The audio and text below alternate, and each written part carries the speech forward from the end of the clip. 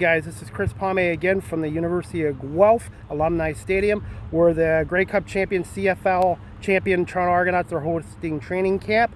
And I have a special guest with me. He's the Argonauts quarterback. His name is Ben Holmes, and he's from Buffalo, New York, and went to school at Texas. Ben, good morning. Thank you so much for doing this. Can you just tell my audience a little bit about yourself? Yeah, for sure. Well, as you said, my name is Ben Holmes. I'm from Orchard Park, New York, a little suburb outside of Buffalo. I went to a school down in Texas called Tarleton State, a little D2 school. I was fortunate enough to be on the team last year for the whole Grey Cup run and everything like that. So I'm looking to transition into a little bit different of a role on my second year. So but it's been great so far up here. How much of an adjustment was it coming from the States to the CFL last year, and just the bigger field and the 3 downs instead of 4 down football? Yeah, when you come up here and you see the field for the first time, you're like, oh my goodness, a 5-yard hitch turns into a 30-yard hitch, right? But at the end of the day, you're still reading concepts, you're still reading leverage, you still got to know your playbook. So it's different, but it's not at the same time. Things happen a little bit quicker than people think, because the field's so big. They're like, oh, I got time to do this and that. Well, windows close a lot quicker up here too. So in terms of development as a professional football player, Ben, how much of a jump is it for a player in their second year, like yourself, from your first year as a rookie last year? Yeah, well, you really go through McLeod and Chad, right? Last year they welcomed me with open arms. They're both great teachers. McLeod really took me under his wing in my first year, and right now Chad is kind of doing the same in my second year, and I know it's his second year as well. But he has a pretty good understanding of what needs to be done out there, and we learned that from McLeod, right?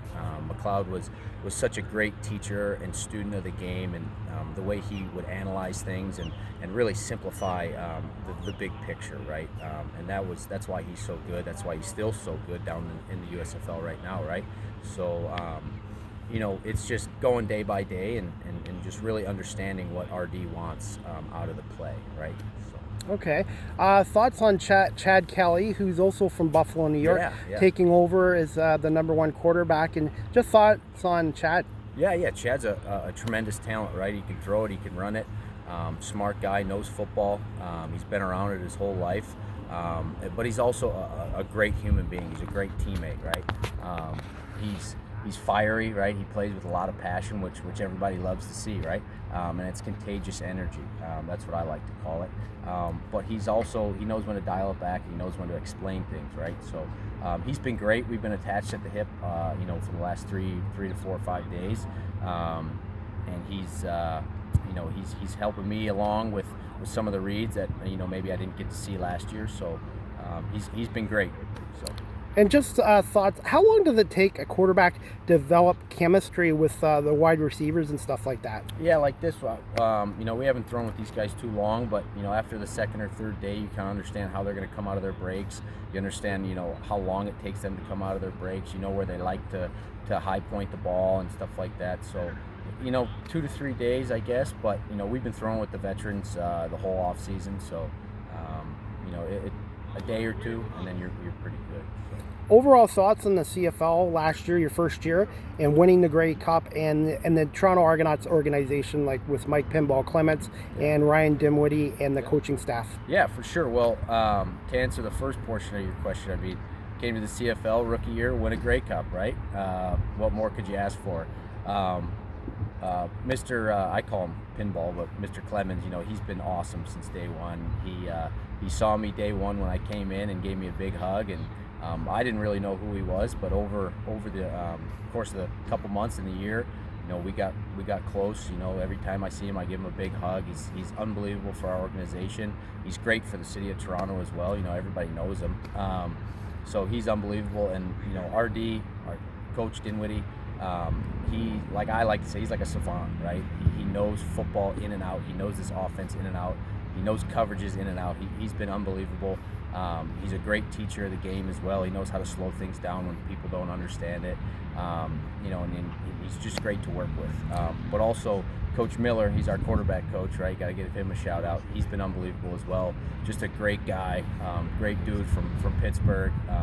He really is he understands what we need to get out of each play, and that's what he's so good at, is telling us how to do it, and our steps and our reads and everything like that. Thoughts on Pete Costanzo? Yeah, PC, Coach Pete. He's a great coach, right? I don't know how many Grey Cups he's won, but he's been to a lot of them, right? So, and you see his, his roster of guys over the years that he's coached, right? They all 1,000-yard receivers. Some of them might be in the Hall of Fame. Every guy he's touched, right? Every guy he's coached has turned out to be an unbelievable player. So we're very grateful for him as well. And obviously you're wearing number 13. Is that the number you're going to be wearing in the regular season? And is there a story behind the numbers you wear? Yeah, no, I'm usually 2 or 10. Okay. Our mayor, Enoch, he's 10, so I'm not going to grab that from him. And 2 is Oakman. I need to get on a ladder to talk to Oakman, so I'm not going to do that. 13 is just the number, I was kind of given, and we're just going to roll with it. I like Kurt Warner. Kurt Warner's an all-time quarterback, right? Yep. Maybe Dan Marino. Or Anthony Cavillo? Yeah, yeah. Maybe not so much Cavillo, but for sure Kurt Warner. Dan Marino's a Dolphins guy. I'm a Bills guy, so we'll just stick with Kurt. And I'm an Eagles guy, and we'll be playing the Bills this year as well. Right. Winning the Grey Cup, what did you do with the day you had the Grey Cup? I didn't have it. Nope. No? When I win one, when I'm actually on the roster and maybe the guy, I'll have my day with the cup. But right now, I didn't even want to get near it. So I let those guys have all their days and whatever. So okay.